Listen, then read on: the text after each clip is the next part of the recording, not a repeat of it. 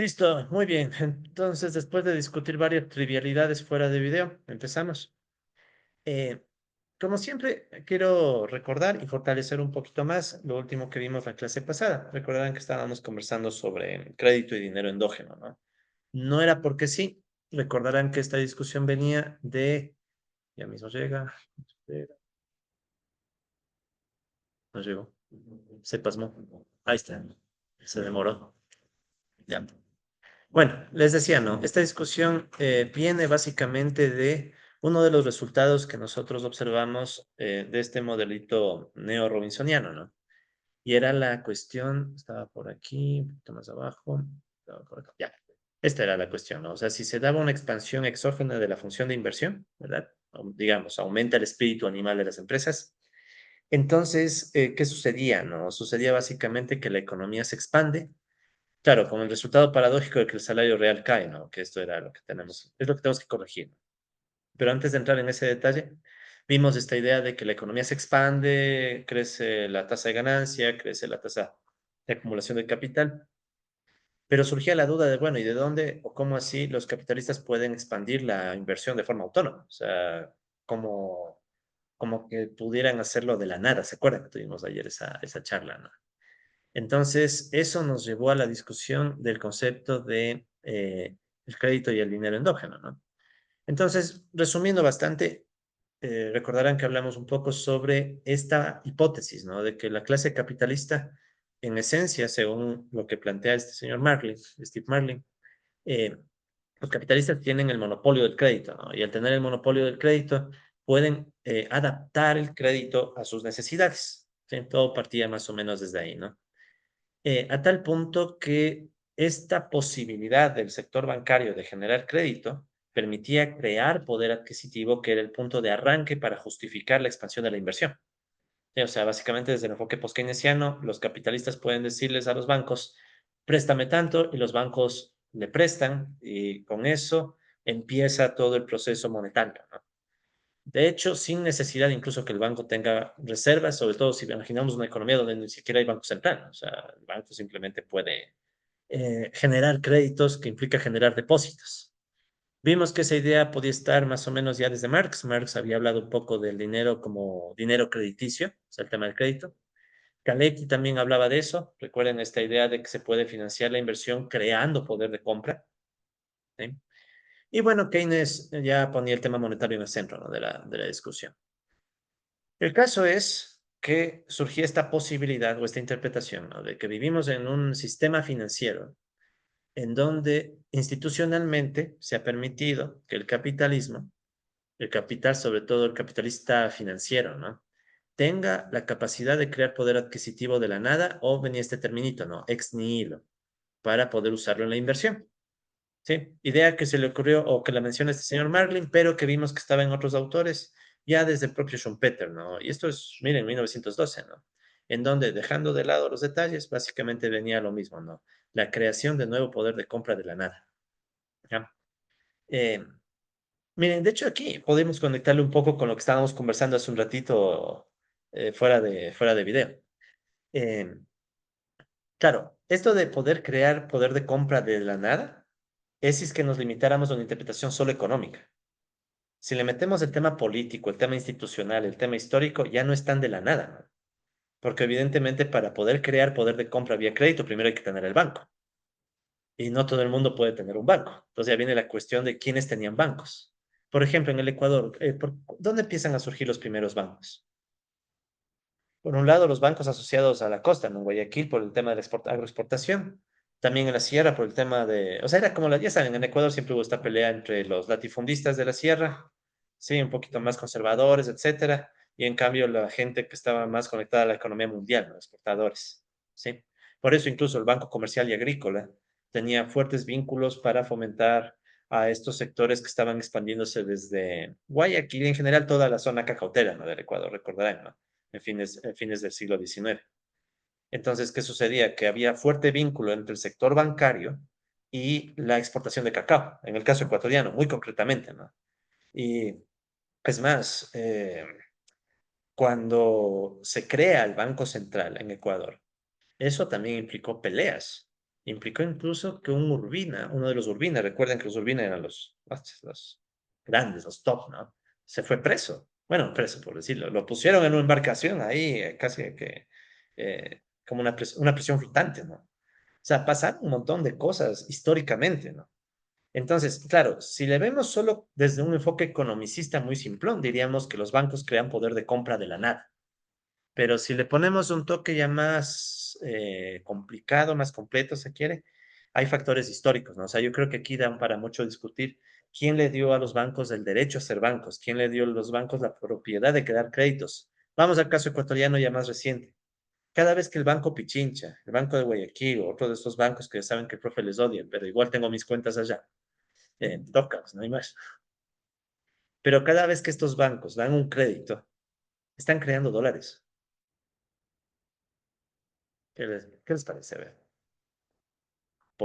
Va un empresario al Banco Pichincha y dice, dame un crédito, pana. Toma tu crédito, ahí está el depósito. Está creando dólares. Suena raro, ¿no? Dice, no, pues, ¿dónde se crean los dólares? Se supone que en la Reserva Federal, ¿no? O sea, aquí no creamos dólares. O sí se crean dólares. Verán, aquí esto es discutible, ¿no? Les doy mi hipótesis, ¿no? No sé si tenga la razón, pero mi hipótesis, ¿no? Me parece que en dolarización sí se crean dólares, pero son dólares que solo son válidos para el mercado interno. O sea, es una moneda propia electrónica.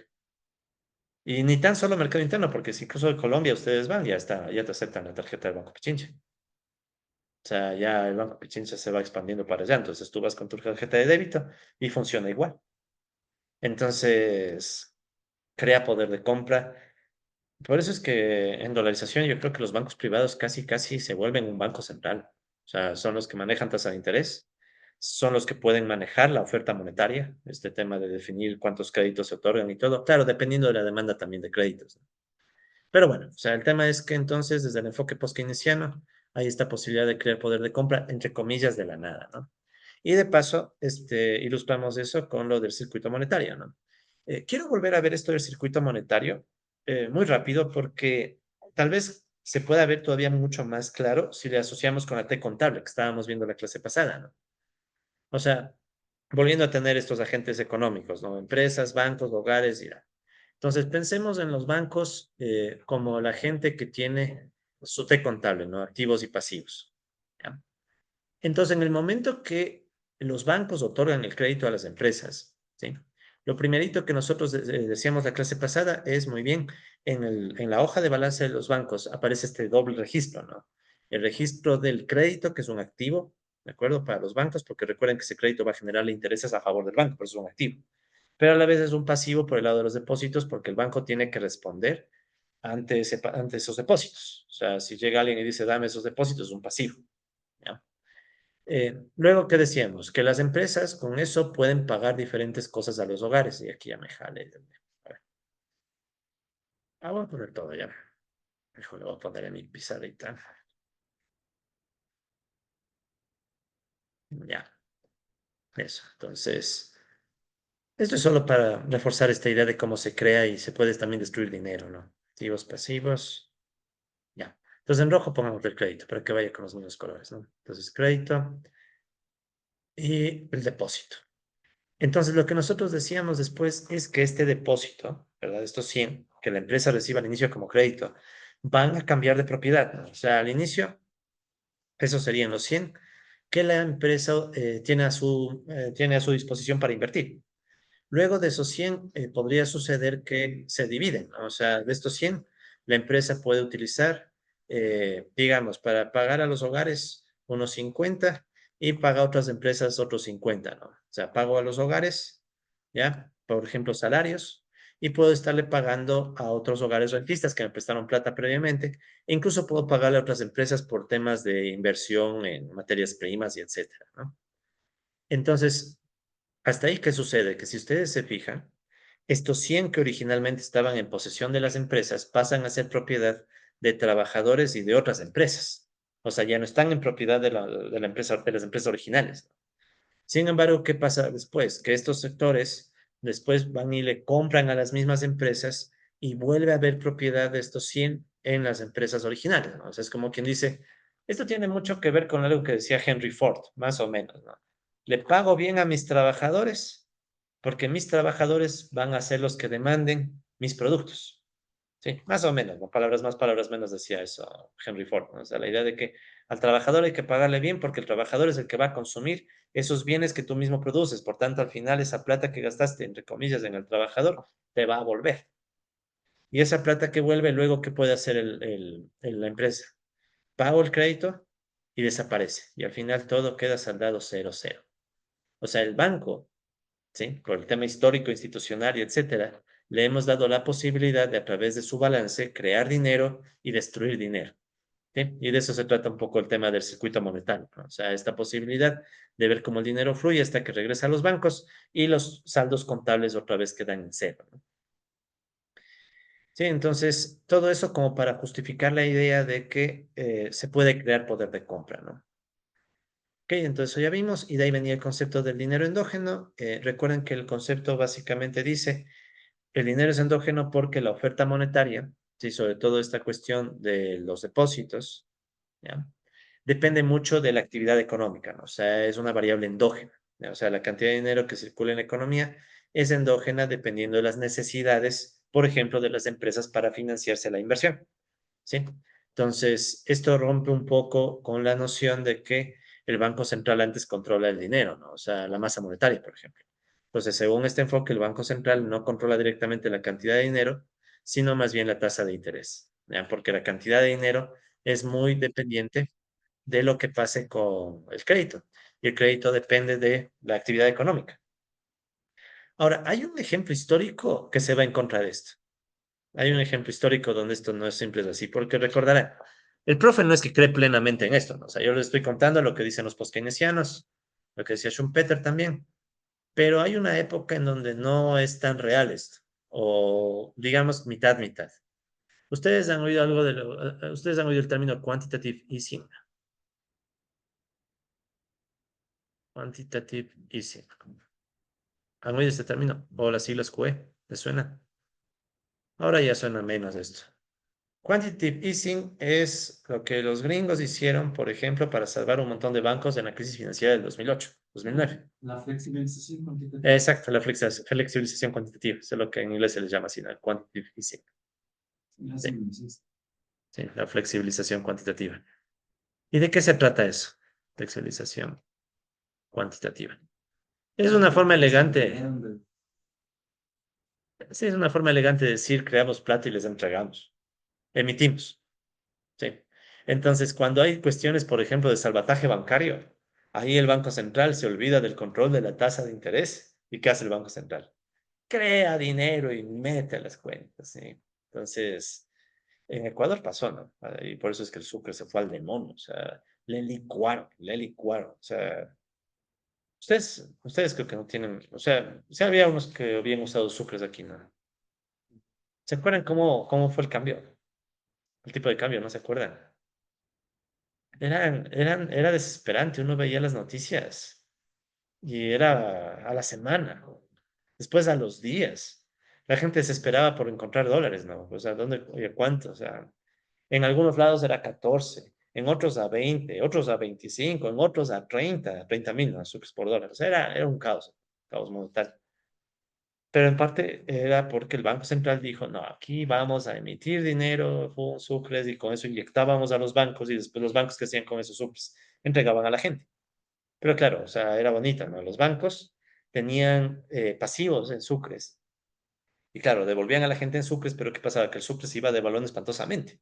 Entonces cada vez la carga que los bancos tenían que cubrir era menor. Sí, sí, sí, sí me cachan el punto, ¿no? O sea, porque pues, digamos que tal, o sea, es todo una joda esto, ¿no? Porque ¿qué tal si los bancos hubieran tenido que responder por depósitos en sucres, pero con un cambio no de 25.000, sino solo de 5.000, digamos? Evidentemente que hubiera sido más costoso para los bancos, porque que hubieran tenido que traer incluso recursos de afuera para justificar el cambio a 5.000. Pero en cambio, si era 25.000, ¿qué pasaba? Mucha gente que tenía su platita en los bancos, ¿qué le pasó? La licuaron. La licuaron. O sea, básicamente fue con el tipo de cambio, el Banco Central sacando sucres como imbécil, o sea, la licuaron. Entonces, esta historia de que el Banco Central no controla la cantidad de dinero, también entre comillas. O sea, esta es la historia post-keynesiana. Claro, esto está pensado muy para los gringos. pero incluso en los gringos, cuando hay crisis financieras, igual, ¿no? Saca la, ¿cómo es? Saca la impresora, ¿saben decir, no? O sea, sácala y ponte a imprimir billete. Ok, ahora, continuando con esta discusión, compas, verán, dentro de los post-keynesianos hay un montón de enfoques sobre el manejo de la tasa de interés, ¿ya? Eso tampoco está en Blecker y Setterfield, pero vale la pena que ustedes al menos sepan de pasadita, escuchen, ¿sí? Por si acaso les interesa, ¿no? Porque son temas que se discuten bastante en cuestión monetaria desde los post-keynesianos y desde la heterodoxia. Entonces, verán, dentro de las líneas post-keynesianas hay dos enfoques. Una se conoce como la perspectiva horizontalista, ¿ya? ¿Cuál es la idea? Pues verán, aquí hay una cita de un señor que se llama Marc Lavoie, ¿sí? Que es un economista célebre desde la economía post-keynesiana. Sí, creo que les dejé ya un enlace de Lavoie por ahí, creo que tengo del libro de Lavoie, ¿no? Uno de los libros. Pues verán lo que dice este señor, ¿no? El dinero es guiado por el crédito, eso ya lo hemos visto, lo hemos conversado. Los créditos crean los depósitos crean las reservas. Si ven la causalidad, ¿no? Primero el banco genera el crédito después implica que se crea un depósito y después a través de los depósitos se crean las reservas. Entonces, ¿qué dice? No? Oferta y demanda de dinero son interdependientes. ¿Y cuál es el instrumento de control? El instrumento de control del Banco Central no es una cantidad sino un precio, la tasa de interés. ¿Sí? Que es todo lo que les acabo de decir. O sea, el Banco Central, en tiempos normales, digámoslo, ¿sí? En tiempos normales, el Banco Central lo que controla es la tasa de interés y eso va moviendo el resto de variables monetarias. ¿Sí? ¿De acuerdo? Entonces, eso implica que la oferta monetaria y la oferta de crédito son horizontales. O sea, básicamente la tasa de interés es un precio fijo. Ya vamos a ver esto con un esquemita, ¿no? También gráfico. Ese es un enfoque, o sea, es un enfoque en donde básicamente asume que la tasa de interés es puesta por el Banco Central y el resto de variables se ajusta. Punto, ¿no? ¿Sí? En cambio, hay otro enfoque más complicado que se conoce como estructuralista, ¿no? Y en donde no es que las ofertas de monetarias y de créditos sean horizontales, sino que pueden ser crecientes respecto a la tasa de interés. O sea, las decisiones del Banco Central de mover la tasa de interés no son solo de pongo la tasa de interés y ya no, sino que también debe tomar en cuenta criterios de oferta monetaria. Sí. Ya es un poquito más elaborado ese enfoque, ¿no? Entonces, este enfoque dice, el Banco Central no siempre se acomoda a las demandas de reservas demasiado altas, ¿no? Esto puede ser, por ejemplo, cuando un banco está jodido. Entonces, el banco está jodido y dice, Banco Central, sálvame. ¿Y qué tal si el Banco Central dice no? Claro, ¿cuál es el argumento para no salvar un banco? O sea, si ustedes fueran gerente de un banco central y llega un banco que te dice sálvame y tú le dices no, ¿cuándo le dirías no? Claro, es un banco pequeño, ¿no? O sea, es un banco pequeño, sé que no es muy grande, no está muy conectado, no tienes la posibilidad de riesgo sistémico. Sí han oído tener riesgo sistémico, ¿no? O sea, se cae un banco, pues se cae el resto. Entonces, si ves que es un banco que no, ay, Alex, qué me hagas. De hecho, dicen que en China es bastante común que el Estado no salve a algunas cuantas empresas y bancos, que les deja caer. O sea, China dice, a ver, ya un día te metiste, allá te salvas tú y si no te mueres, te caes. Sí, o sea, es... Y no es hace mucho que hubo un tema, por ejemplo, algunos especulaban hace un par de años, no sé si hayan oído, que iba a haber una crisis financiera en China, por el tema inmobiliario, por ejemplo. Sí, pero no pasó mucho porque básicamente fue como que cayeron algunas empresas, pero hasta ahí. No, exacto, no surgía ese riesgo sistémico que surgió en Estados Unidos. Claro, todavía habría que ver qué pasa en China, pero yo no soy experto mucho en economía china, pero es interesante, ¿no? O sea, por eso digo, este enfoque sería más estructuralista. No es que el Banco Central siempre maneja la tasa de interés y se ajusta a lo que piden los bancos. A veces puede ser que el Banco Central maneja las dos, tasa de interés y oferta monetaria. Sí, de hecho, eso creo que es muy común en épocas de crisis, ¿no? Sí, en épocas de crisis el Banco Central maneja ambas. El Banco Central en un país normal, ¿no? Aquí en Ecuador en crisis no hace nada. De hecho, ¿cuándo será que, o sea, puede haber crisis financiera en el Ecuador? Han oído que en todo este tiempo los bancos siempre han tenido muy buena liquidez. Todo el periodo, todo el periodo. Porque crean los Exacto. O sea, básicamente los bancos en Ecuador crean, o sea, disculpen que lo diga tan así, tan crudo, ¿no? Nos tienen jugando con dinerito electrónico, mientras que los dólares de verdad están afuera generándose rentabilidad, Dios sabrá en qué. Por eso es que a los bancos es al grupo al que más le duele cuando sube el ISD, ¿saben qué es el ISD? ¿No? El impuesto de salida de divisas. Entonces, cuando sube el ISD, Sí, no, Novita, no, no va a volver a subir el SD, ¿no? Ya, ya Novita, que para le caiga una piedra. Sí, es medio le magulla en el carro, intento de asesinato. Sí. Aunque no, yo escuché una vez en Estados Unidos que a alguien sí le mataron, o sea, soltaron una piedra desde un paso peatonal y justo le cayó a la persona. Entonces sí, sí. Pero bueno, ya, no, viste. El caso es que cuando sube el impuesto a la salida de divisas, los bancos privados son los que más se quejan, porque resulta que, o coincidencia, son los que más sacan plata. Ah, billetes, transferencias, o sea, cualquier salida. Cualquier salida. O sea, pasado cierto monto, cualquier salida paga el impuesto. Claro, o sea, va a ganar rentabilidad afuera y no conozco exactamente en qué. O sea, ahí sí es un tema jodido porque los mercados financieros son enormes. Entonces, tranquilamente pueden tener inversiones aquí, allá. Verán, de hecho, yo tengo una hipótesis igual muy jodida. Ojalá alguien quiera investigar algún día o yo mismo. Creo que a veces los bancos ecuatorianos no ven que su negocio sea solo el crédito acá. Tal vez el crédito aquí es una parte del negocio. Otra parte del negocio es lavar plata y otra parte del negocio es sacar la plata y ganar rentabilidad afuera con los dólares de verdad. Y tenernos aquí jugando con los dólares que se generan electrónicamente, como está haciendo el Banco Pichincha, ¿no? Porque tener dólares en otro lado es fuerte. O sea, tener dólares implica poder meterte en bolsa de valores, poder meterte a hacer inversiones fuertes sin que el Banco Central te limite. Recuerden que una economía que no está dolarizada, cualquiera de estas transacciones que requiere reservas internacionales. ¿Y a quién toca acudir? Al Banco Central. En cambio, un banco privado aquí no tiene que acudir a nadie. O sea, simplemente coge, mete, saca la plata y listo. O sea, es otra cosa. Por eso digo, o sea, la dolarización le da esa capacidad a esos bancos. Sí, pero es un caso atípico. Ya saben, en términos monetarios, el Ecuador es el niño con síndrome de Down, ¿no? O sea, eso ya. En fin, ¿qué más les puedo decir sobre la perspectiva estructuralista? Bueno, cuando hay mucho crédito, los bancos comerciales cargan una mayor tasa de interés también. O sea, aquí podemos meter el tema de riesgos, ¿no? O sea, los bancos también juegan con su tasa de interés, ¿no? Entonces, verán, como obviamente esto ya es un tema monetario y ya es mucho más profundo, no tengo mucho tiempo para darles detalles, pero aquí les dejo un librito, unos señores Arestis y Sawyer. Esta es una compilación bien chévere que también la recomienda Blecker y Setter, ¿sí? Que es justamente un librito sobre teoría económica, economía monetaria alternativa. ¿Sí? Entonces ahí tienen algunas discusiones bien chéveres sobre, bueno, chévere para el que le guste estos temas, ¿no? Sobre justamente este, ¿no? Un enfoque alternativo de la teoría monetaria. Ahí tienes el enfoque, bueno, algunos lo llaman acomodacionista, de horizontal. También tienes el estructuralista, tienes evidencia empírica, o sea, ahí les dejo ese material por si alguien quiere leer. Esto ya puede ser para entrar en el detalle de la teoría monetaria heterodoxa, ¿no? Incluso ahí ven que se le cita Marx, Kalecki, Minsky. Una pena que no podamos hablar de Minsky mucho. Sí. Pero bueno, entonces verán, para asentar un poco las ideas, ¿sí? Quiero mostrarles un esquemita, ¿ya? Este esquemita tampoco está en Blecker y Setterfield. Este esquemita corresponde a otro libro que es escrito por un señor que se apellida Hein, ¿sí? Este es otro librito, ¿no? Que les recomiendo full. Es un librito sobre macroeconomía, pero después de Kalecki y Keynes, ¿no? O sea, es ya macro post-keynesiana, ¿no? ¿Sí? Este es diferente a Blecker y Setterfield. El que usamos nosotros, Blecker y Setterfield, es más general, ¿no?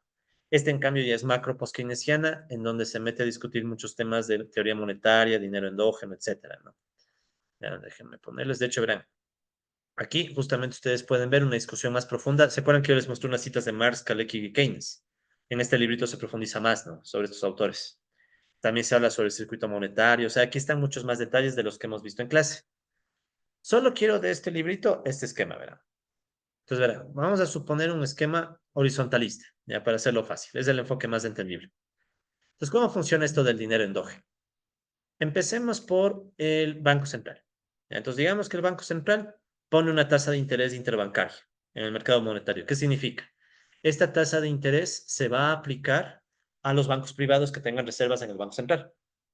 Sí, sí me voy a entender, ¿no? O sea, el Banco Central es el banco que recoge las reservas de los privados y les cobra una tasa de interés. ¿Sí? Entonces, ¿qué van a hacer los bancos privados? Los bancos privados reciben la plata, digamos así, del Banco Central y luego, ¿qué van a hacer? Le aplican. una tasa de interés adicional. Sí, entonces aquí estaría de la tasa de interés que pone el Banco Central, los bancos privados sacan su propia tasa de interés, que sería la tasa original más un margen de ganancia. Sí, entonces esta MB sería como el margen que los bancos le ponen a la tasa interbancaria. Sí. Si quieres es más o menos la historia así ya. Pensemos igual en una economía más, esto en el Ecuador no funciona mucho, pero piensa en una economía donde, o pensemos en sucres, ya, ahí tal vez. Piensa que tienes un banco que necesita sucres. Necesito sucres para todas mis operaciones. Voy al Banco Central, le digo, oye, ábreme una cuenta con sucres, quiero sucres. Entonces el Banco Central dice, ok, te doy sucres, pero tienes que pagar una tasa de interés. Esa sería la tasa de interés que pone el Banco Central, poniéndolo simple, ¿no? Luego el banco privado que dice, ok, ya tengo los sucres, o sea, ya el Banco Central me habilitó, tengo sucres, les voy a cobrar una tasa de interés que va a cargarle un extra, ¿no? Sí se me entiende, ¿no? Porque tengo que ganar como banco. Entonces, este margen recogería el extra que el banco privado le carga a la tasa de interés que pone el Banco Central. Entonces, esa sería la oferta de crédito.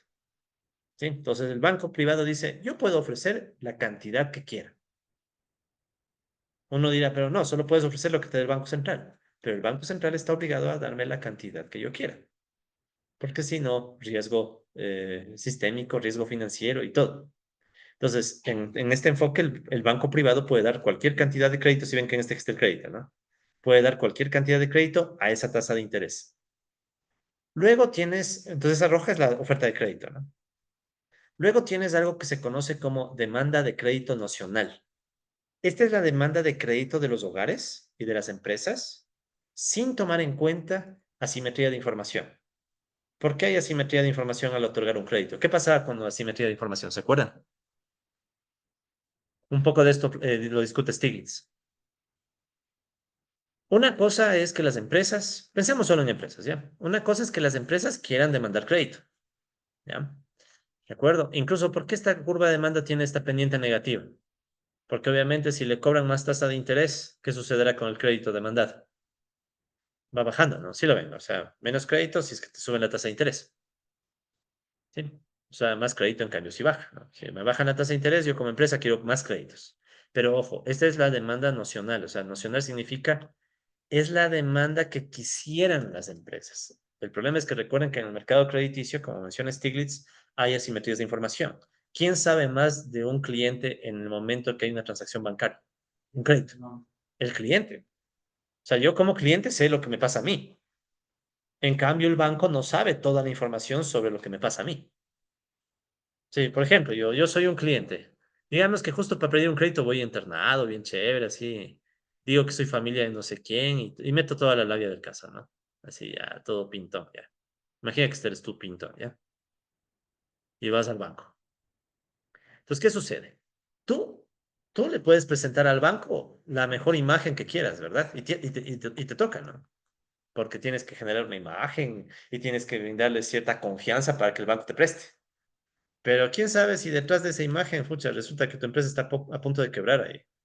Si tu pobre empresa resulta que está ahí quebrando ya. Ahí tus pobres trabajadores sobreexplotados, toda una desgracia ya. Pero tú vas al banco diciendo, no, todo está chévere. Como el banco. Siendo que al banco le cuesta mucho tener que ir y verificar toda la información de la empresa. Sí, hay un costo. Dependiendo, a veces el costo puede ser bajo, pero a veces puede ser alto. Entonces, ese costo que al banco le tocaría incurrir para saber exactamente todos los detalles, según Stiglitz, ¿ya? Le lleva al banco a decir, ¿sabes qué? No, no, no. Mejor, en vez de estar con eso, restringamos el crédito. Entonces hay restricción de crédito. O sea, el banco no es que le da crédito a todos los que quisieran. El banco también restringe el crédito, ¿de acuerdo? Por el hecho de que hay esta asimetría de información. Como hay una asimetría de información y yo no sé todo lo que pasa con las empresas, restringo mi crédito.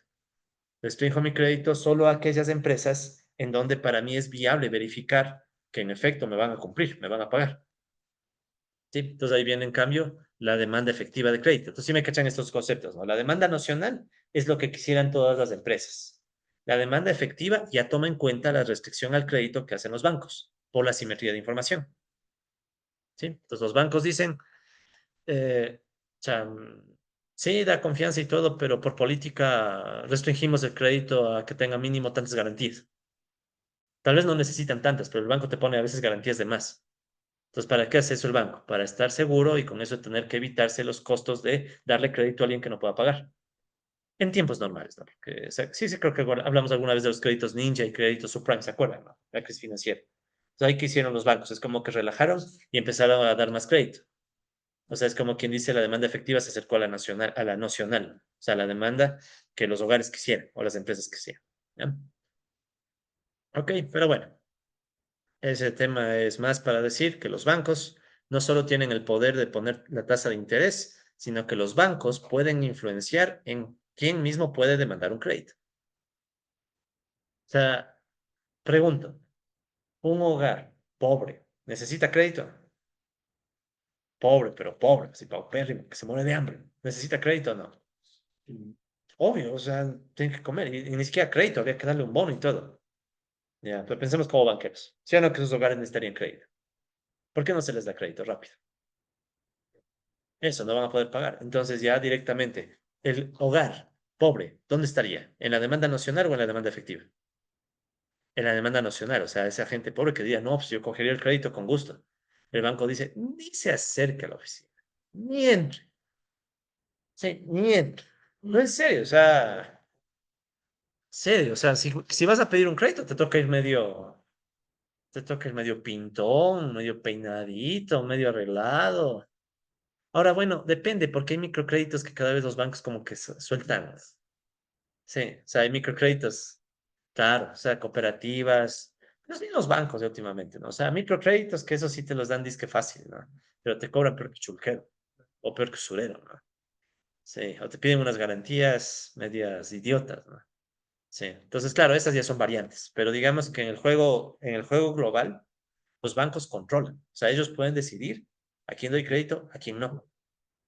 Sí, o sea, eso es como para recordar que el poder no solo está en la tasa de interés de los bancos, sino también en decir quién tiene derecho a estar dentro de la demanda. Ya, perdón. Sí, de hecho, allá en Bolivia, digo, ¿no? Yo había visto un paper de uno de mis profes de la U que analizaba el tema del microcrédito allá, porque aquí estoy entendiendo que solo microcrédito solo lo dan las cooperativas. Allá los bancos grandes también dan microcréditos y hay muchos bancos chiquitos o bancos que se han hecho bancos gracias al mundo del microcrédito. Y uno de los principales hallazgos del paper era que más bien las microfinanzas han mostrado que los pobres, las familias pobres, son las que más se esfuerzan en pagar sus créditos y que más bien ahora, nuevamente allá, no sé cómo será aquí, los bancos más bien ofrecen el crédito a las familias pobres en distintas modalidades de microcrédito, el crédito PYME, que le llamamos a las micro y pequeñas empresas, que está regulado a tasas bajas, etcétera. Y eso más bien ha redundado en los últimos 20 años en que la banca haya tenido unas utilidades pero gigantescas y aún así, saliendo ya del paper, aún así en las notas de prensa o cuando sale la directiva de los bancos, salen a quejarse de que tienen problemas de liquidez cuando sus utilidades como que se han multiplicado en 20 años. Claro, sino que usualmente las utilidades no van a terminar en la liquidez del banco. O sea, las utilidades ya son utilidades, gracias, se reparten afuera. Sí, rara vez es que esas utilidades sirvan para fortalecer la liquidez interna, ¿no?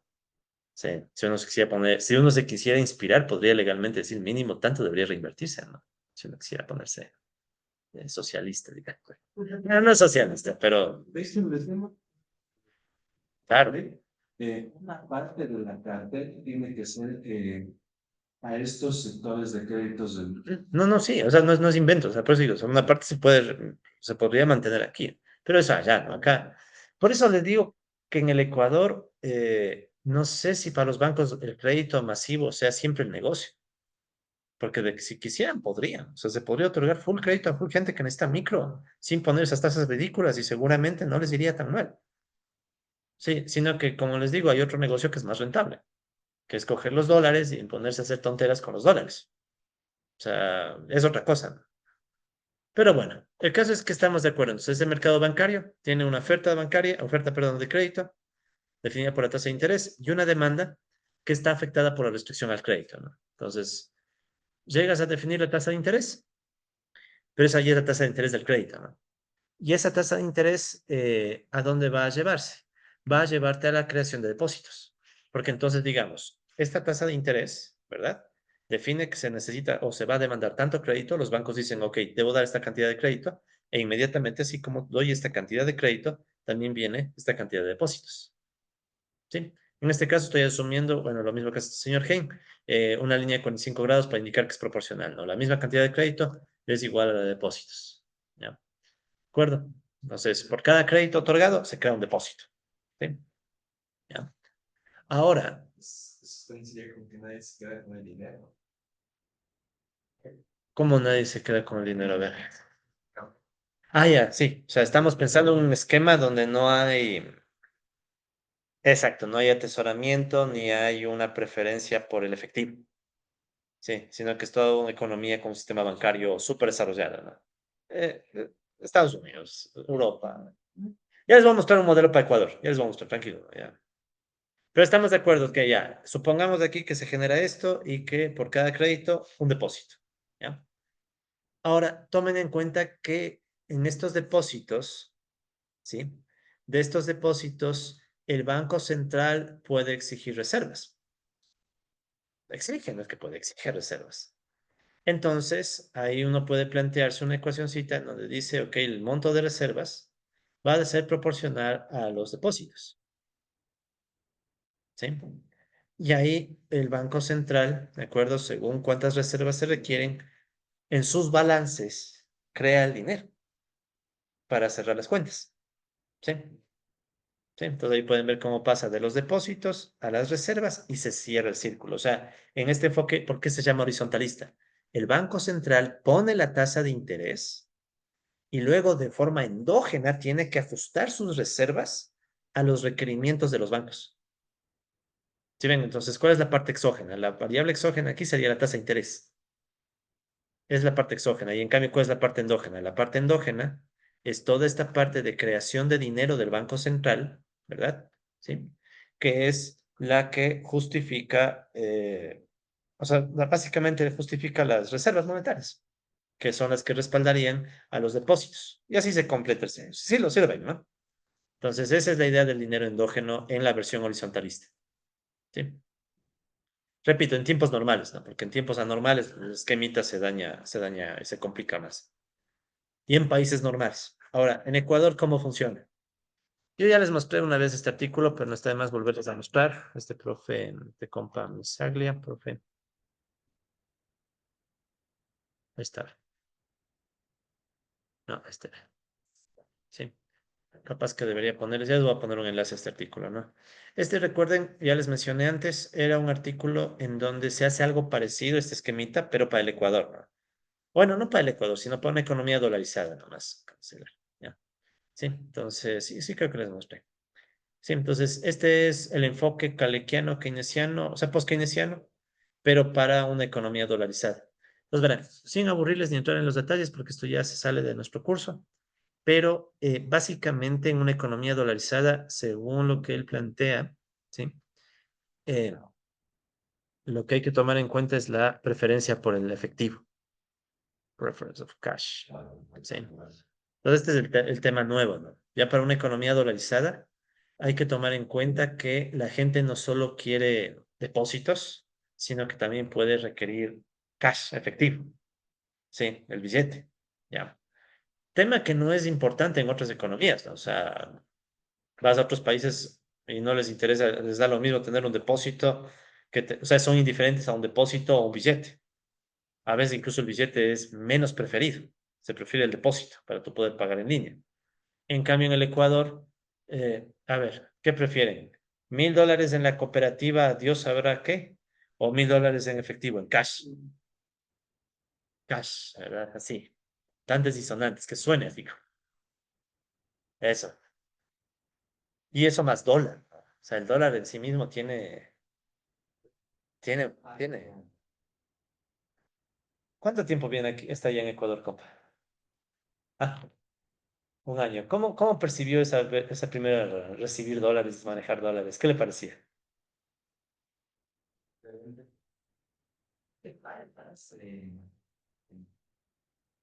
se va a manejar, es otra vez otra moneda. Es otra moneda, pero es el dólar. O sea, es uno, esos billetes que uno veía en las películas o veía en las series.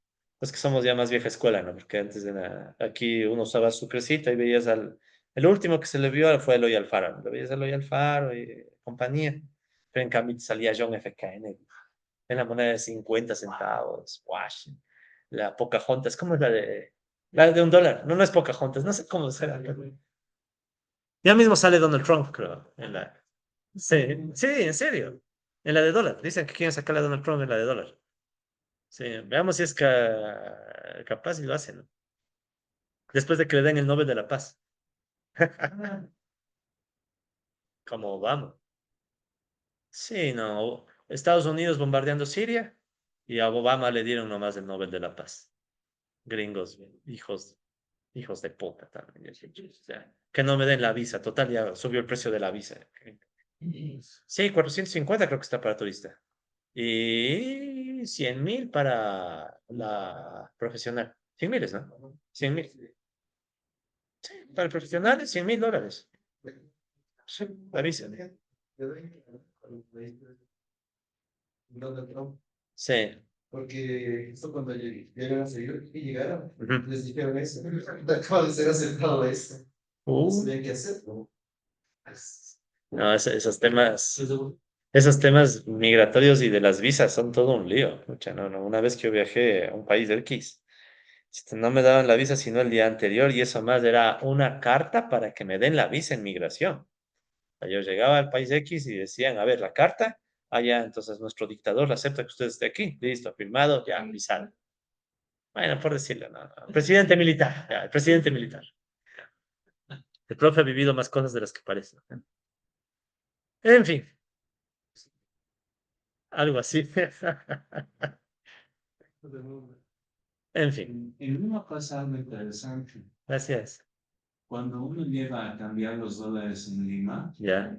bueno, y uno lleva los 20, o bueno, y llevaban antes los 20 que Ujú. circulan aquí, les compraba más barato, ¿Sí? me contaba mi tío. Ya. Entonces, cuando yo llegué con dólares, al volver a mi casa, ¿no? Ajá. Y llevo dólares de aquí, los cambio allá. Sí, sí. ¿Saben? No.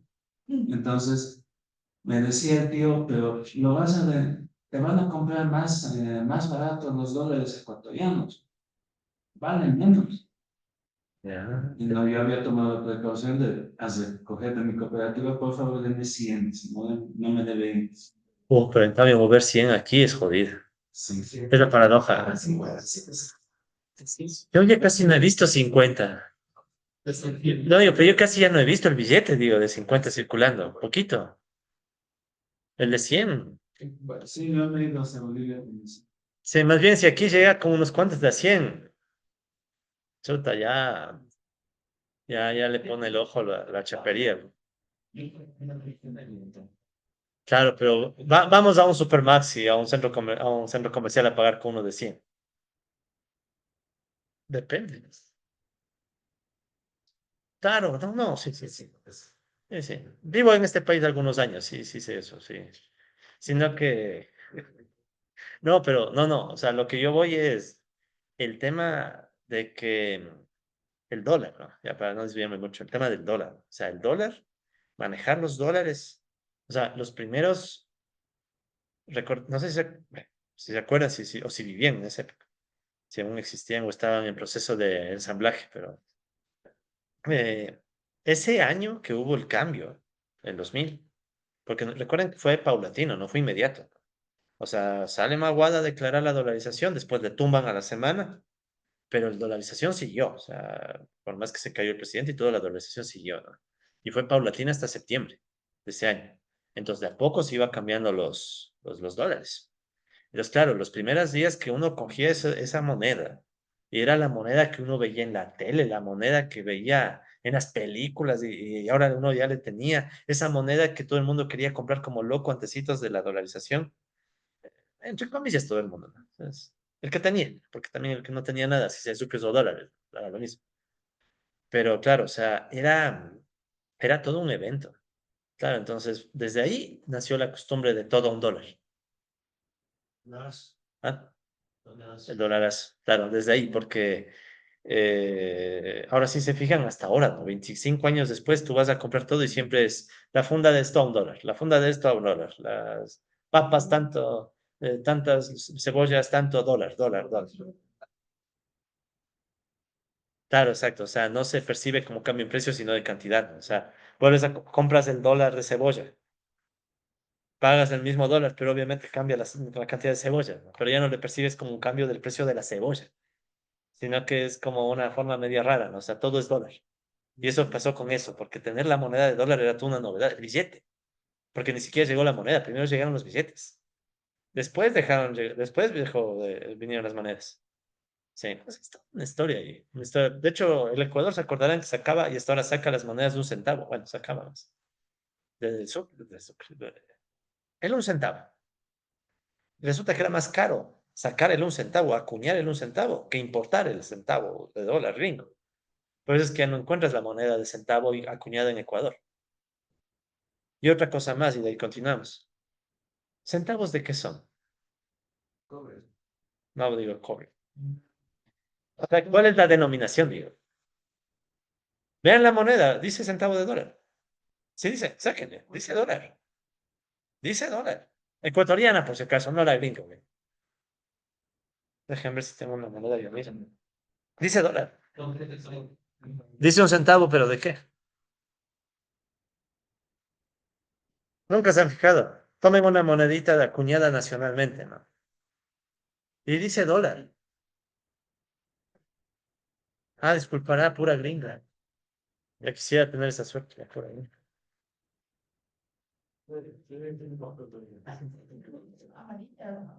Antes, aquí está una. Claro, aquí está. A ver, le regalo. Mira, un centavo. Ay, pero lo que no tenía duda, ¿cómo es que obtienen aquí el permiso para acuñar dólares? O sea, no están pseudo emitiendo dinero. Esa es, miren, compas, porfa. Esa es buena pregunta, ¿no? ¿Con qué permiso nosotros sacamos estas moneditas? Por decirlo, ¿no?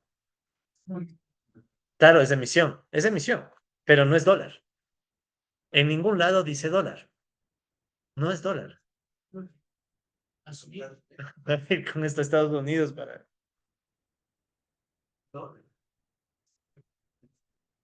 Exacto, porque ya les salieron del curso. Claro. 25 en Estados Unidos no les. Bueno, pero eso es otra cosa. Yo me refiero a estas acuñadas aquí, acuñadas acá. Esas son. O sea, no son dólares, porque Ecuador no acuña dólares. Esto es moneda local, siempre fue moneda local, solo que no le pusimos nombre nunca.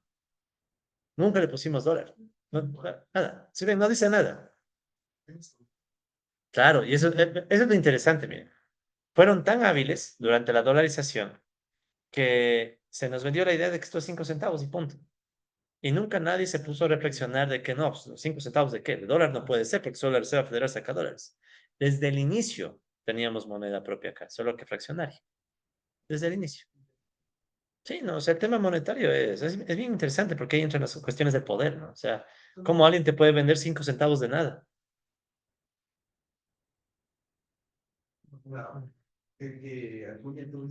Banco Central.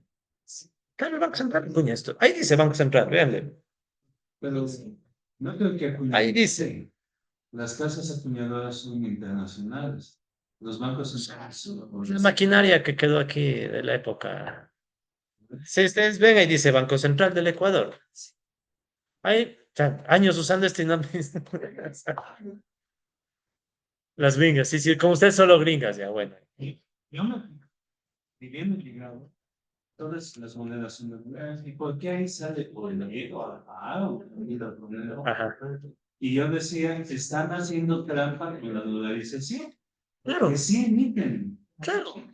Sí, solo que aquí nunca se admite como emisión, aquí nunca se le ve como emisión.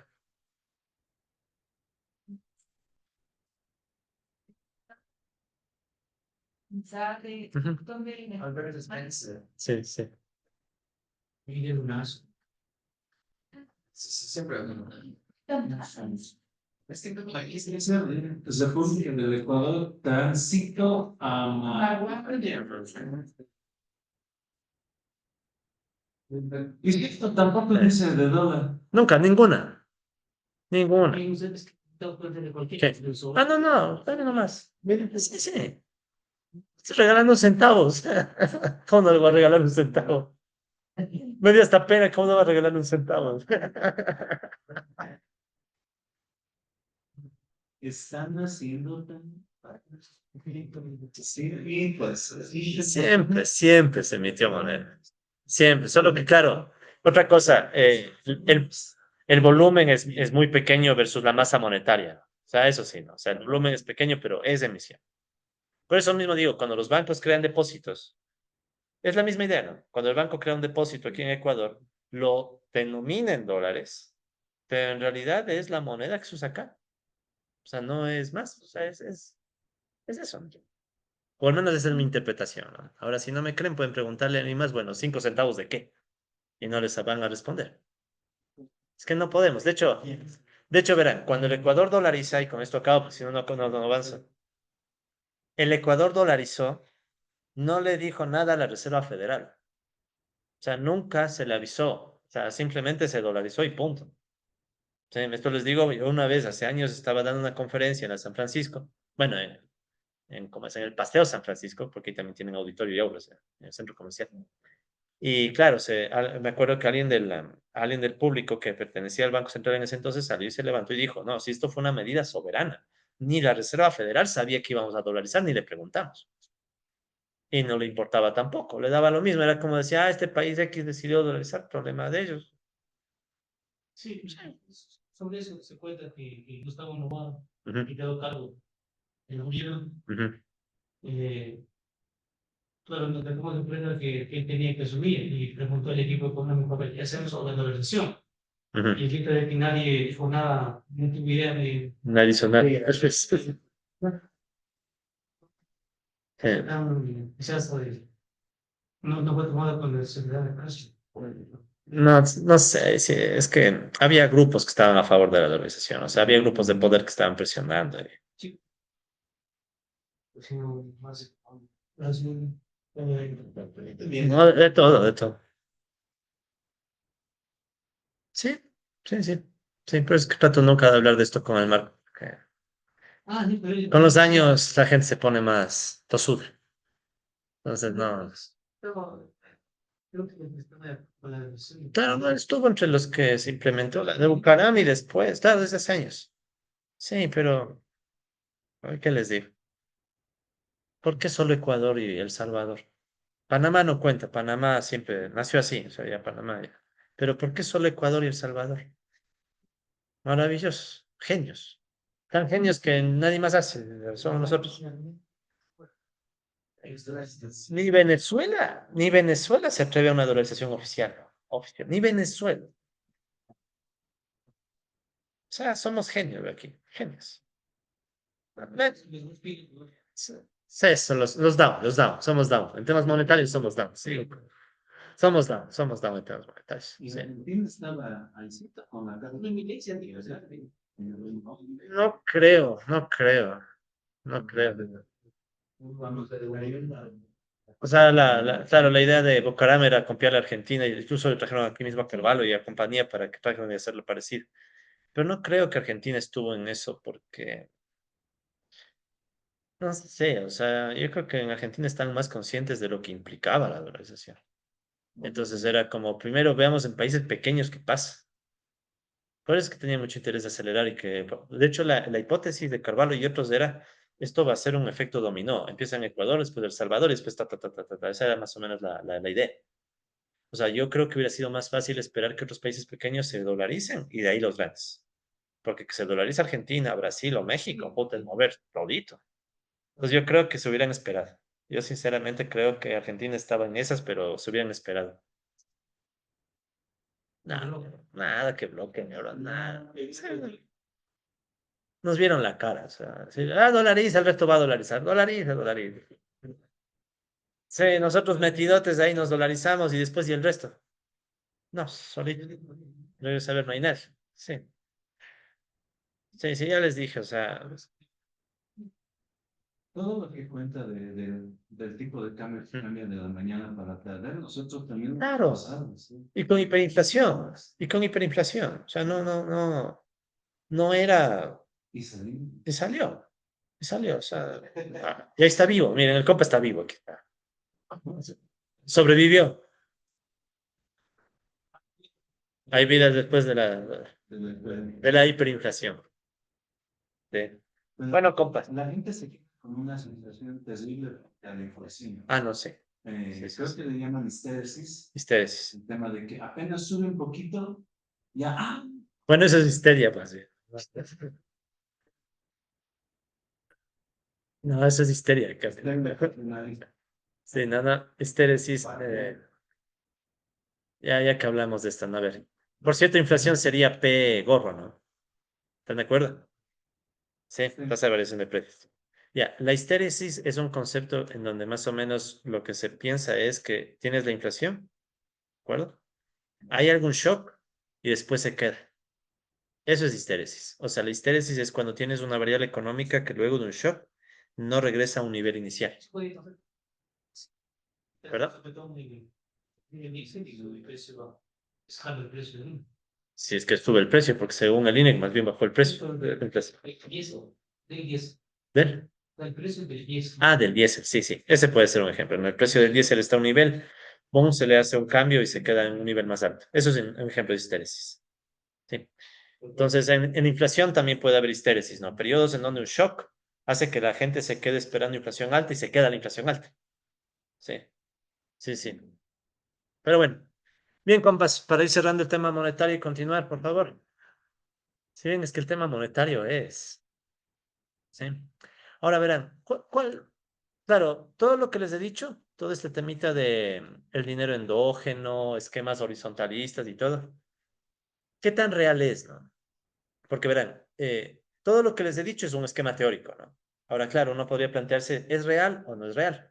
¿Sí? Entonces, verán, con respecto a la evidencia, hay un artículo de unos tales Leonardo Vera, John Cajas y Brian Pérez, bueno, unos por ahí, unos whatever, en donde básicamente se trató de ver cuál era el vínculo entre precios, masa monetaria, créditos y producción para un montón de países. Ahí están 144 países.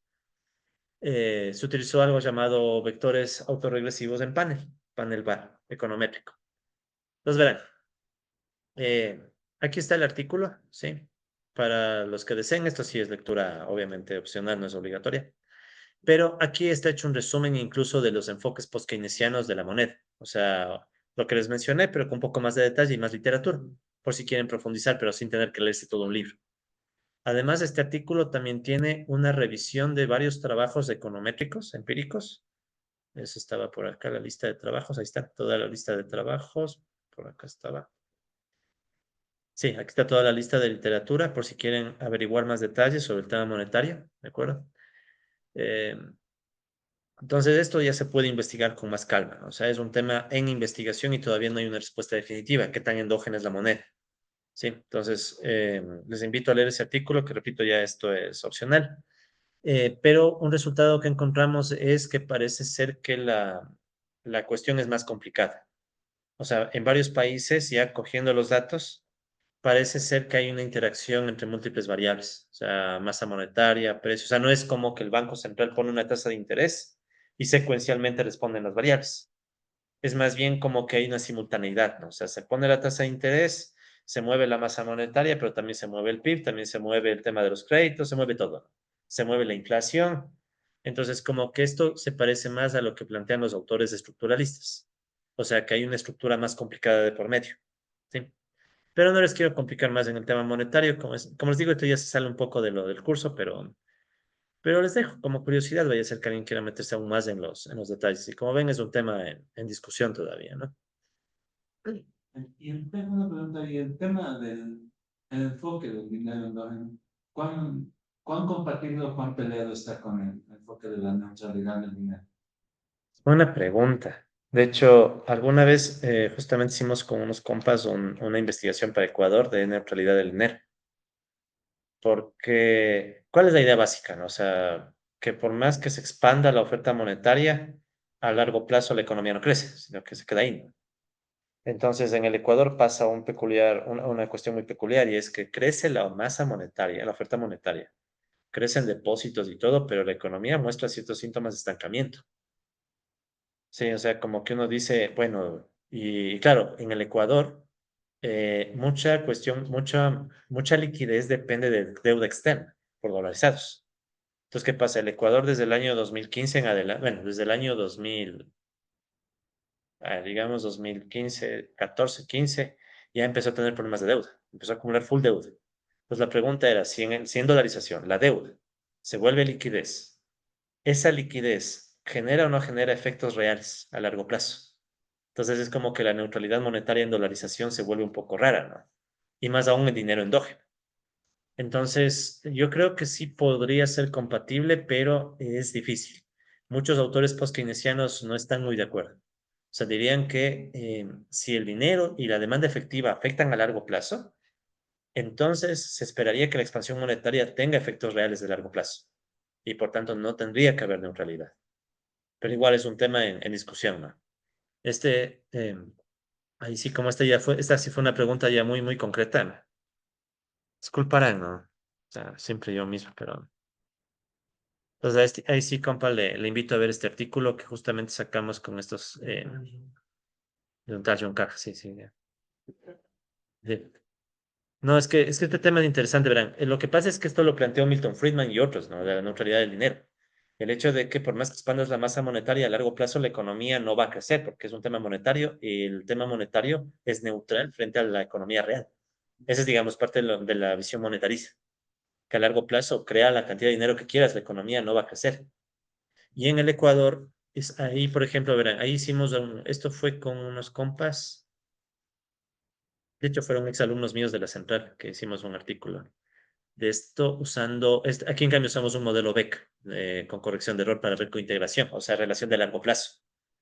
Entonces, al final, lo que obtuvimos estaba por acá. A ver, depósitos. Uy, es que está un montón de... ¿Dónde está la producción? Ahí está. Por ejemplo, depósitos PIB. Entonces, justo lo que encontrábamos era que a corto plazo, justo, ¿no? La expansión, por ejemplo, vía depósitos, tiene efectos reales, pero a largo plazo se anula. O sea, parece haber neutralidad, pero puede ser por el contexto de dolarización también. O sea, en dolarización, el gobierno se endeuda, llega esa plata, que sería liquidez directa, ¿no? Que después del gobierno a través de gasto público la hace correr en la economía, pero a la vez también sale por el hecho de, digamos, expando el PIB, necesito más dinero para importaciones. Entonces, vía importaciones se va parte del dinero, ¿no? La típica. Crece la economía, crecen las importaciones, salen recursos. Pero en el caso ecuatoriano, eso implica que mucha liquidez, así como entra, sale, igual cuando se paga deuda. Y eso puede ser posiblemente parte de la razón que veamos que en el Ecuador, por más que se expande la masa monetaria, la oferta monetaria, vía deuda, vía créditos, vía todo, para algún lado se están yendo los dólares y la economía no reacciona. Sí, entonces puede que en Ecuador haya un tipo de neutralidad monetaria, pero no por la naturaleza de la moneda, sino por la naturaleza de la dolarización. Sí, que es más jodido todavía, ¿no? Pero es otro tema, eso ya sí es un tema. Entonces, un post-keynesiano diría que no es neutral el dinero. O sea, se expande el dinero, se va a expandir la demanda, habrá efectos de largo plazo. Sí, pero bueno. Ok, entonces, disculparán, ahí sí ya me fui al tema monetario. Vamos al siguiente punto, compas, ¿ya? Y por lo que veo, esto huele a que vamos a tener no dos, sino tres clases virtuales de Expo. Pero ya veremos, ¿ya? Sí. En fin, volviendo a la discusión del modelo, ¿ya? Recuerden que nosotros hicimos esta cuestión del dinero endógeno como un paréntesis del modelo de Robinson. Ahora, ¿qué problema tenía el modelo de Robinson? O el neo-robinsoniano, ¿qué problema tenía? A ver si alguien se acuerda. Todo lo que hemos hablado. Además, no se quiere como esta que se quedaba constante, por ejemplo, la tasa de uso. Ya, esa puede ser una, pero había otra más jodida. La distribución del ingreso, ¿no? O sea, ¿qué pasaba? Si se expandía, por ejemplo, la inversión, veíamos que los salarios más bien tenían que caer, salario real. O sea, había esa contradicción, ¿no? Entonces, ¿qué es lo que vamos a hacer ahora? Vamos a ver una adaptación del modelo de Robinson, ¿ya? Para recoger desequilibrio, resistencia salarial e inflación. O sea, aquí ya vamos a ver nuestro primer modelito con inflación. ¿Sí? Entonces ya volvemos a la discusión que teníamos hace un rato, ¿no? Del modelo. Entonces, la propia Joan Robinson era consciente de que la historia que contamos hace un rato no estaba completa, ¿sí? ¿Cómo así no estaba completa? Recuerden, o sea, recuerden lo que vimos hace un rato. Si expandíamos el espíritu animal en la inversión, veíamos que en el equilibrio el salario real tenía que caer, ¿sí? Entonces, este era un resultado muy paradójico, porque se supone que si la demanda está creciendo, no puedo, no puedo asimilar tan fácilmente que el salario real caiga, porque más bien la lógica sería al revés, ¿no? Crece el empleo, se debería demandar más gente, y por el modelo clásico marxista que hemos visto, esperaríamos que suba el salario. Entonces, Joan Robinson, como les digo, ella, recuerden que no hizo el modelo, ¿no? Ella solo dejó ideas. Y en esas ideas ella da a entender que era consciente de que el modelito estaba, o sea, había partes, no digamos sueltas, pero falta más en la historia, ¿no? De hecho, ella era consciente que la expansión de la inversión puede ser hasta frustrada por problemas como, por ejemplo, algo que se llamaba la barrera inflacionaria, ¿sí?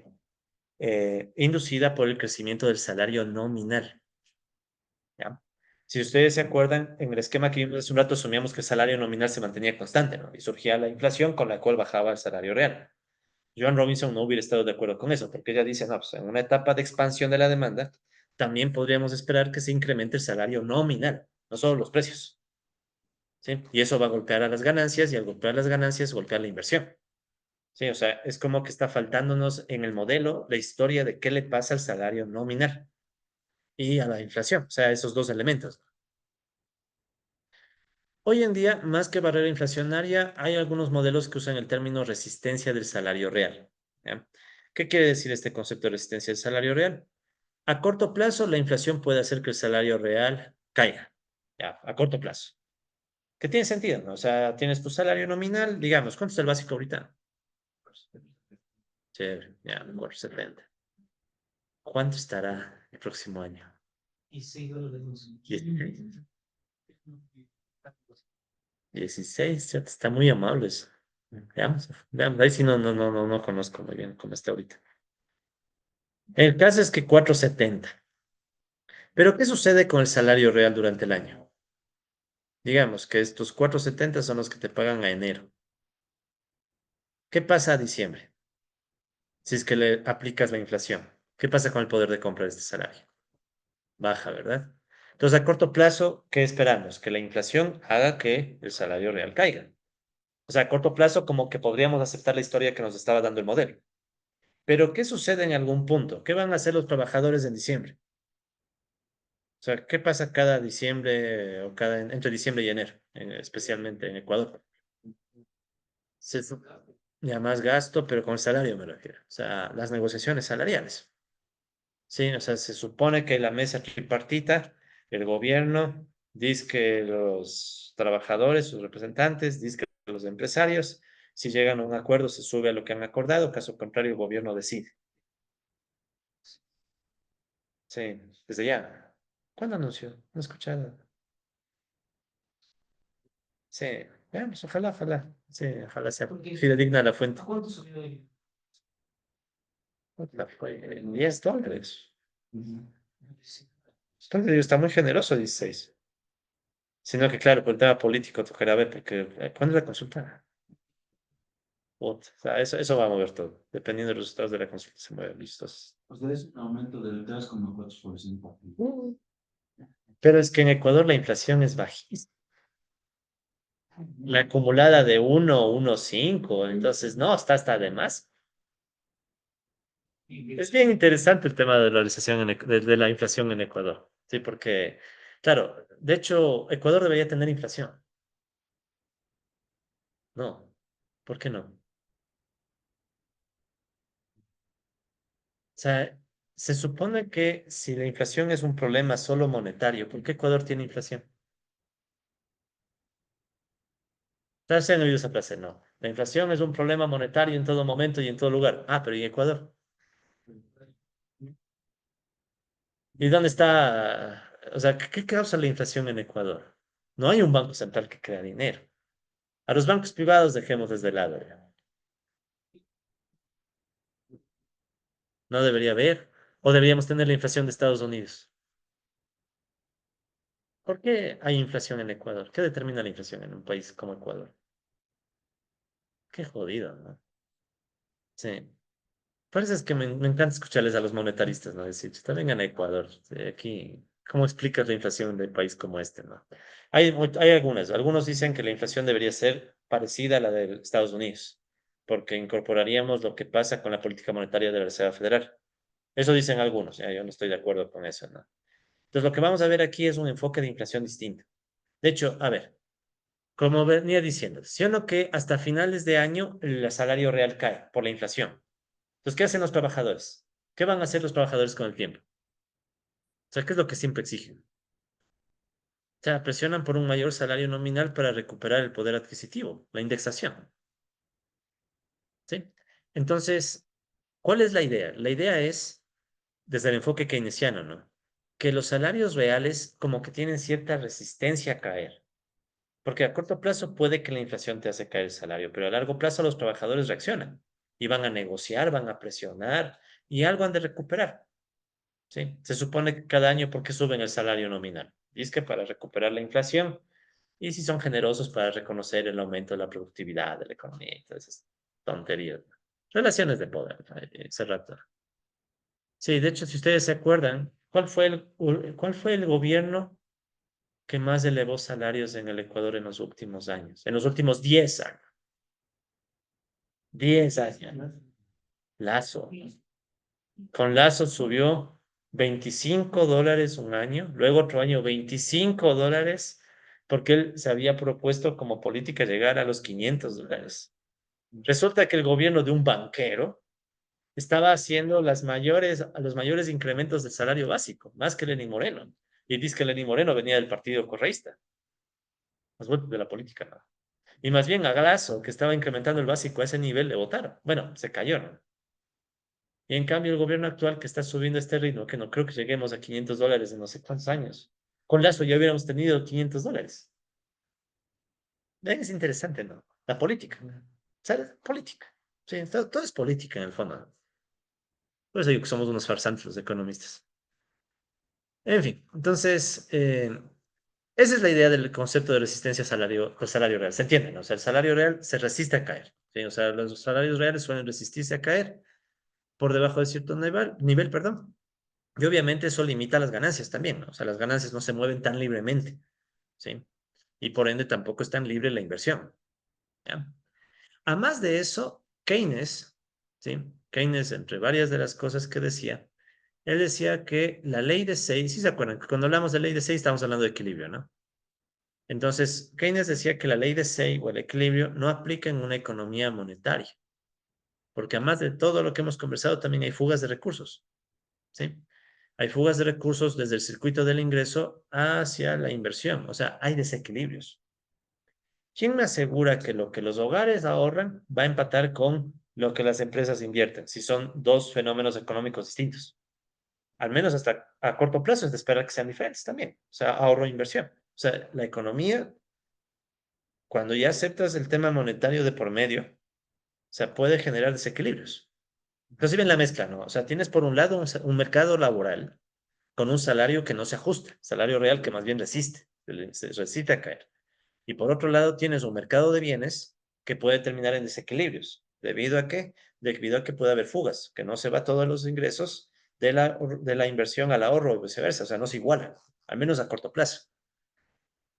Ok, entonces, en otras palabras, la demanda agregada termina desviándose de la oferta agregada, o sea, desequilibrio en el mercado de bienes. Entonces, miren, si uno quiere meter más ideas keynesianas al modelo, si ven lo que toca tomar en cuenta, nos toca tomar en cuenta ajuste del salario nominal y también nos toca tomar en cuenta la posible existencia de desequilibrios, aunque sea de corto plazo, entre oferta y demanda. ¿Cómo metemos todo eso en el modelo? Entonces, sí van cachando, ¿no? O sea, la idea es, con estas ideas keynesianas, tratar de que el modelo sea más realista, un poquito al menos, un poquito más realista. Entonces, ¿qué vamos a hacer? Vamos a plantear un nuevo modelo que en realidad es una extensión del modelo anterior, ¿sí? Entonces, para representar todas estas ideas, ¿ya? Vamos a revisar un modelo que se conoce como modelo de resistencia salarial, que originalmente lo propuso este señor Stephen Marlin, que ya le mencionamos un poco cuando hablamos de dinero endógeno, ¿ya? Y le vamos a hacer algunas modificaciones, ¿ya? De hecho, yo le hice mis propias modificaciones. Blaker y Setterfield tienen una versión, pero yo les hice una versión un poquito más complicada porque les odio. Y quiero que quede más completo para el día del examen, ese modelito. Antes el examen va a estar bellísimo, ¿no? Sí. Ahí está el artículo. ¿Ya? Y eso que les iba a mandar a leer cada artículo, pero ya mucho, ¿no? Vean, aquí está el artículo de Marlin. Sí, en vez de que estén peleando temas de género, lean economía. O sea, que, sí, pues, que biológicamente no sé qué. Lean economía, ¿no? Es que son economistas, lean economía. O sea, lean el Cambridge Journal of Economics. Sí les hablé del Cambridge Journal of Economics. De algunas revistas les he hablado. El Cambridge Journal of Economics, este es como el santo grial de los heterodoxos. Esta es la economía, la revista de economía de la Universidad de Cambridge, de Inglaterra. Y trata de recuperar es como quien trata de recuperar la herencia de Joan Robinson, de Caldor, de toda esa gente, ¿no? Sí, entonces este es un top. Lo malo es que se demoran años en publicar. Heterodoxos. Esta es de las mejores que hay, heterodoxos. Esta, bueno, y las otras que les he mencionado también, ¿no? De hecho, esta anterior, que me interesa que también conozcan un poco las revistas. Esta anterior que les mostré de cuestiones de teoría monetaria es esta revista, Review of Keynesian Economics. Es otra revista buena de la línea heterodoxa. Sí, entonces son revistas que valga que conozcan, ¿no? O sea, en fin, el caso es que este es el artículo de este señor Marlin, en donde él hace este modelito que vamos a ver. Algunas observaciones. Este señor Marlin hace el modelo con un enfoque discreto, no usa ecuaciones diferenciales. Nosotros vamos a usar ecuaciones diferenciales, ¿no? Y como estos son unos capos, para ecuaciones ya tiene las conclusiones. Nosotros vuelta tenemos que hacer todo el desarrollo, ¿no? Sí. Ok. Entonces, ¿qué va a ser este modelito? Al menos de introducción quiero dejar la lista para la próxima clase verle más a detalle, ¿no? Entonces, ¿qué va a ser el modelo grande? Este modelo es bien interesante porque va a combinar elementos clásico marxistas y post-keynesianos, sobre todo del modelo neorrobinsoniano, junto con las nociones de Keynes de que se defiende el salario nominal, ¿sí? O sea, es un modelo que va a mezclar todo. Además, hay inflación, ¿sí? Es nuestro primer modelito con inflación. Pero la inflación va a surgir por desequilibrios, ¿sí? Pues tal vez eso también debí ponerle en la lámina, ¿no? La inflación va a surgir por desequilibrios en el mercado de bienes. Ya cuando veamos el modelo se va a entender mejor, ¿no? Solo una observación más antes de ver el modelito. Verá, lo que este señor Marley intenta hacer, si ven, le titula incluso el artículo, ¿no? Crecimiento, distribución e inflación, una síntesis eh, centennial, ¿cómo sería? Centenaria. Centenaria, exacto. O sea, Marlin intentaba o sea, llegar a una síntesis keynesiana marxista. Sí, o sea, quería decir, bueno, se puede coger ideas de los marxistas y clásicos, de Keynes y John Robinson, y boom, sale un modelo. ¿Sí? En fin, entonces vamos a ver este modelito de resistencia salarial a la Marlin, ¿no? Y también sí creo que les dije que este señor Stephen Marlin es profesor en Harvard. Bueno, sigue siendo, déjenme ver. Yo a veces estoy desactualizado. ¿Qué será de Stephen Marlin? Stephen Marlin. Es del señor Stephen Marlin, todavía creo que es. Sí, todavía es profesor en Harvard, creo. Ah, ¿qué? ¿Qué?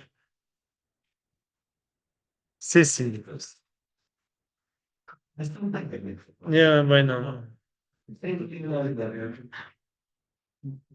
Ya, más que ver las fotos de Marlin, lo que quiero.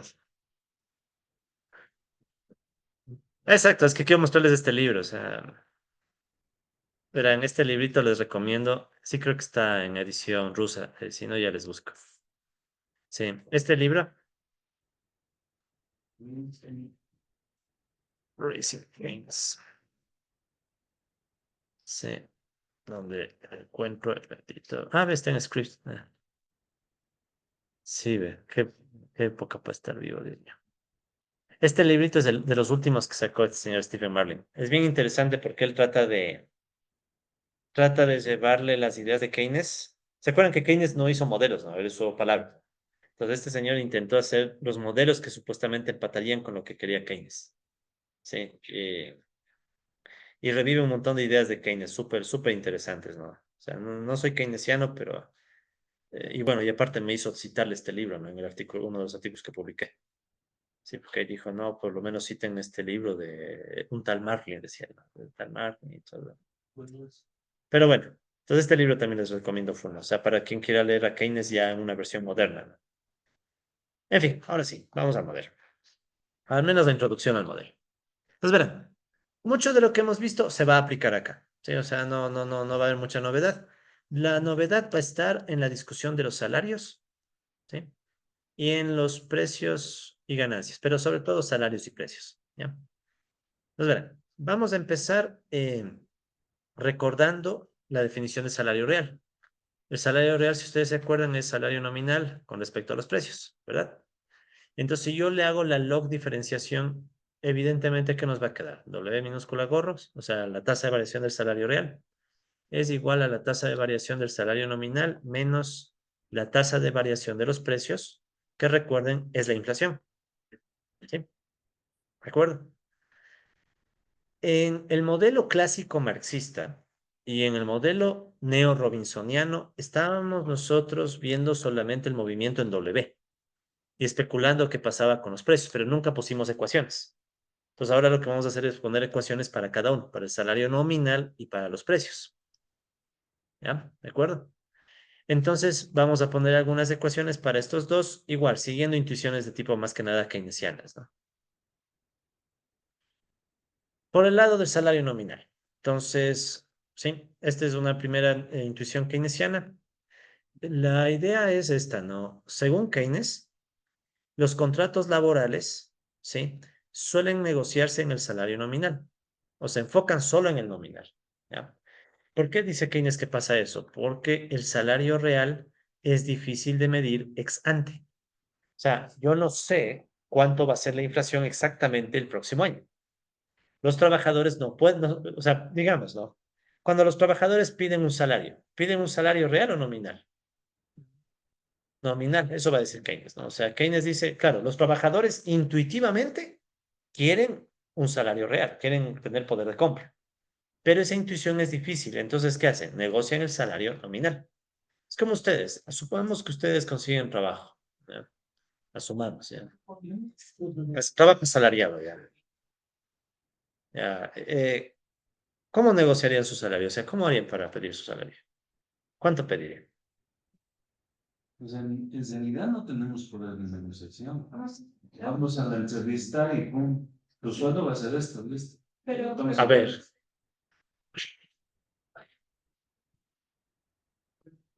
no, pues, Y no le manda la entrevista a pedir un poquito menos que lo que está fijado. ay, joder, mensa.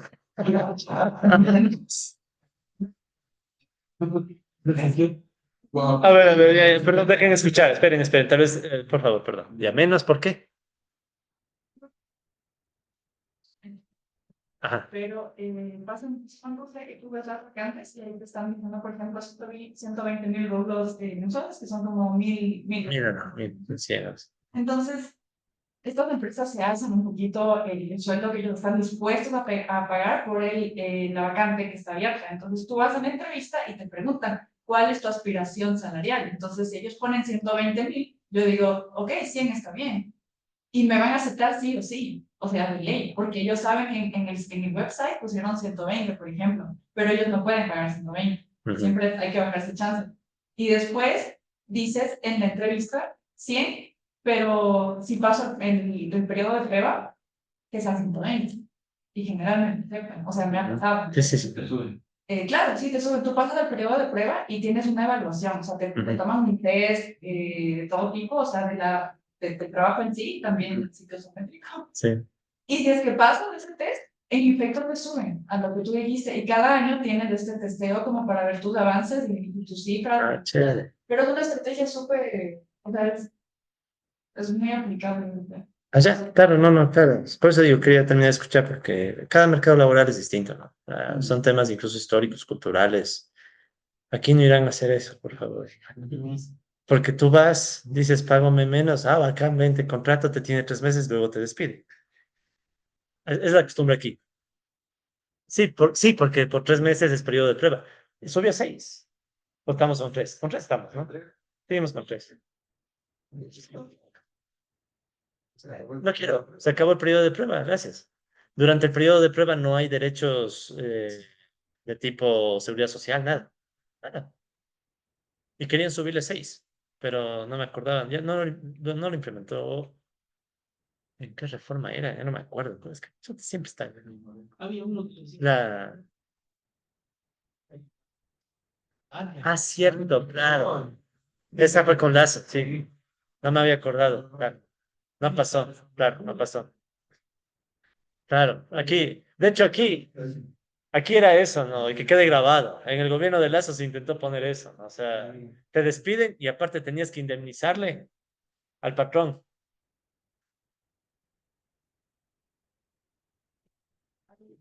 Que trabajar en eso significa que ya ni siquiera seguro social y no reciben décimos tampoco. Ajá, Pero no pueden ellos protestar porque si no les votan. O sea, ajá. literalmente, eso, Eso. o sea, es legal, eso. No es legal, pero pasa. Ujú. Sí, era como que tenía solamente puro contrato, pero él claro, tenía que siempre ir a sus instalaciones, que todo el tiempo ahí lo- claro. Sino que el problema es que con los contratos la legislación lo ve como, o sea, por ejemplo, nos hizo un contrato por prestación de servicios. Se entiende que ahí no se genera ninguna obligación más allá de la del contrato, ¿no? Entonces, hay un vacío legal, por ejemplo, bueno, no sé si vacío legal, hay un vacío en el tema de profesores universitarios, porque ahí se supone que usualmente si a una persona se le tiene con el mismo contrato no sé cuántos años, debería pasar a tener mayor estabilidad, creo que es nombramiento provisional o algo así. El problema es que en el sector académico nunca se cumple en ninguna universidad. O sea, hay universidades donde hay gente que puede pasarse con contrato 10 años y no consigue estabilidad. O sea, o sea, eso es general, o sea, en el sistema académico ecuatoriano, eso es lo común. Como que es lo común. Es, Un sueldo. No tan ya.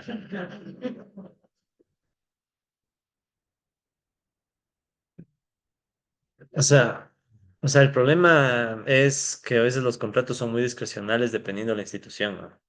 Hay instituciones donde se puede negociar un contrato anual.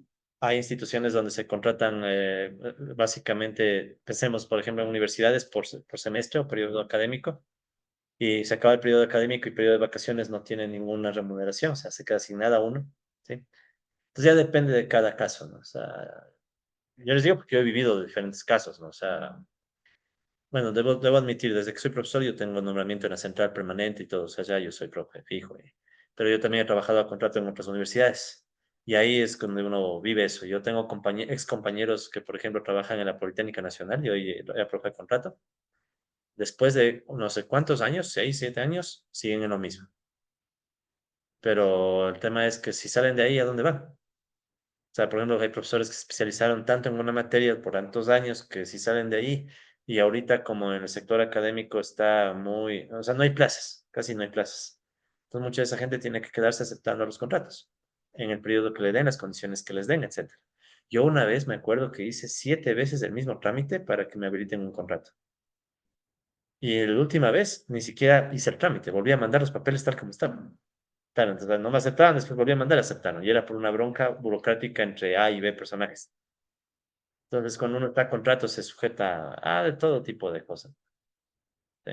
Pero aún eso es mejor, como decían, no tener trabajo, no tener sueldo. Y claro, en mercados laborales tan deteriorados como el ecuatoriano, que tengas un salario fijo, así no tengas seguridad social, ni tengas legalidad, ni nada, pero si tienes un sueldo fijo, ya, a nada. Entonces, es más bien lo común aquí. O sea, aquí lo raro es que le afilien a uno y le den todas las de ley, es rarísimo. Tiene que ser una empresa privada grande para que haga eso. O sea, porque una pequeña empresa de 8 a 10 trabajadores E incluso por el lado de los costos de compra, o sea, sale con las frutas, entonces usualmente es lo que se puede. Entonces la gente entra, sale, se le contrata por temporadas. Ejemplo, panaderías. Un típico ejemplo. En una panadería, ¿cómo funciona acá? Se le contrata a la gente una temporada. Cuando la cosa está bajas, no se le contrata, se le vuelve a contratar por días. O también pasa en servicios como las peluquerías. A veces a la gente se le paga por corte de pelo. Ni siquiera es no, o sea, no hay estabilidad de nada, se le paga por corte de pelo. Entonces la gente está, a veces uno saliendo desesperado buscando clientes. Sí. Bueno, también sé que hay otros servicios que también se pagan así, ¿no? Es al día. ¿Ya? Sí, sí. Tampoco les afilia. Claro, los de la limpieza, pues. O sea, es un tema el mercado laboral ecuatoriano, ¿no? Para terminar, compas, solo déjenme esto para cerrar la lámina al menos, ¿no? Si uno está muy enfocado en el salario nominal, puede surgir la ilusión monetaria. Entonces, ¿cuál es la idea de la ilusión monetaria? Igual una noción bien keynesiana, ¿no? Que bueno, también suele estar a veces en los modelos ya más ortodoxos, pero básicamente que los trabajadores terminen reaccionando con más fuerza a reducciones directas del salario nominal que a cambios en el salario real por inflación. Y esto es facilito de ver. Ejemplo, si tú, digamos, estás trabajando en algún lado y llega el jefe y te dice, ¿sabes qué? Este año te bajo el salario un 5%. O sea, te enojas, te indignas. O sea, ¿cómo me van a hacer eso? ¿Yo qué te hice? Claro, pero si resulta que tu jefe no te dice nada, pero los precios suben un 5%, no sientes la misma indignación. Sí. O sea, usualmente la gente se indigna más cuando directamente le bajan el salario nominal, pero se indigna menos si es que pasa lo mismo vía inflación. Porque ahí no vas a echarle la culpa a tu jefe, ¿qué vas a decir? O sea, es el gobierno, es la economía, pero en el fondo está cayendo el salario real. Entonces eso es una ilusión monetaria, ¿no? Cuando tú te indignas más, o sea, se siente más grave que caiga el salario nominal a que caiga por el tema inflacionario, ¿no? Y para terminar, y esta es otra cosa bien interesante, Keynes planteaba que también es importante el tema del salario en términos relativos. Esto no lo vamos a poner en el modelo, pero vale la pena que lo mencionemos al menos. Digamos que tú tienes un pana y los dos están trabajando en la misma empresa, hacen lo mismo, ¿ya? Los dos ganan 100. Llega el jefe y dice, ¿saben qué? Chuta, estamos mal, hay que bajar sueldos. A tu pana no le topan, pero a ti te bajan 80. Solo con decirles de así indigno, ya no. Sí me cachan, ¿no? O sea, ponle que son, no, pongámosle 1000, ¿ya? Ambos les pagaban 1000, pero a Lupana no le topan y a ti te bajan 800. ¿Qué dirías? A ver, ¿qué dirían así con franqueza? Eso, el consentido. Este ya es el cuñado, ya es el ñaño. Ha de ser pana de pierna, alguna vaina. Alguna cosa. Entonces, Keynes decía, los trabajadores prefieren que se les baje a todos a que sea solo a uno. O sea, si van a bajar sueldos, que sea a todos. O sea, si la empresa está mal, ya bájenlos a todos, pero no van a bajar a unos sí y a otros no. Entonces, Keynes argumentaba que el salario en términos relativos también es súper importante. O sea, es un factor psicológico, ¿no? Los trabajadores van a luchar para que si se sube el salario, se baje el salario, sea nominal y sea a todos. Y no sea un grupo sí y a otro grupo no.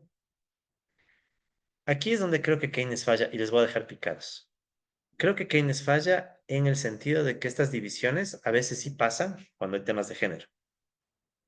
No consciente, pero inconscientemente a muchos hombres sí les agrada saber que por el mismo puesto y el mismo trabajo a las mujeres se les paga menos.